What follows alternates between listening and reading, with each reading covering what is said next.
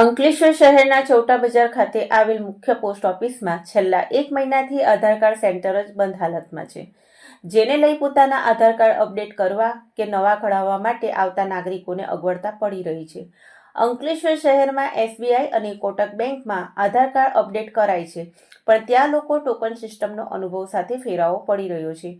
આ વચ્ચે post office પર આધાર કાર્ડ સેન્ટર બંધ થઈ જતા લોકોએ પોતાનો આધાર કાર્ડ માટે જીઆઈડીસી તરફ આવેલ તાલુકા સેવા સદન મામલતદાર કચેરી ખાતે 3 કિલોમીટરનો ફેરાવો ફરી રહ્યા છે.